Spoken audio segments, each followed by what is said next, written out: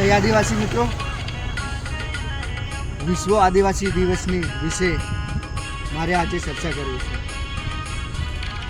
9 August 1994 में વિશ્વ આદિવાસી દિવસને ઘોષિત કરવામાં આવ્યો અને ત્યારથી લઈને આખા વિશ્વના આદિવાસી દિવસ મનાવતા હોય છે। અને મારે એક યુવાનોને સંદેશ આપવો છે કે ઘણા લોકો યુવાનો કહેતા હોય કે 9 ઓગસ્ટના દિવસે જ કેમ આદિવાસી દિવસ મનાવવામાં આવે છે।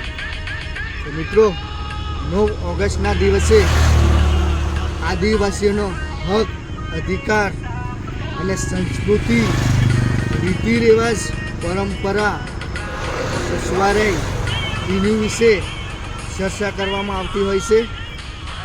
અને આદિવાસીનું જંગલ જમીન લૂંટાતું હોય તો બધા સાથે મળીને એક થઈને લડો એની વિશે ચર્ચા કરવામાં આવતી હોય છે।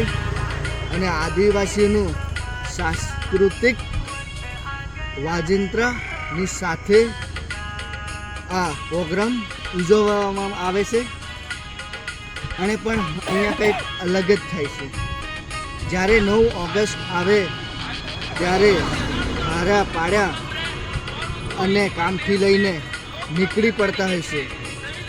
એક દિવસ બીજીમાં નાસી કૂદીને જતા રહેતા હોય છે। પણ મિત્રો, એમ આપણને હક નથી મળી જવાનો। કે હક લેવું હોય તો 9 ઓગસ્ટની જેમ પબ્લિક આપણે સરકાર સામે આપણો હક માંગવાનો હોય ને ત્યારે પણ 9 ઓગસ્ટની જેમ આવો અને સાથે મળીને આપણો હક, અધિકાર માંગીએ। જોહાર, જય આદિવાસી।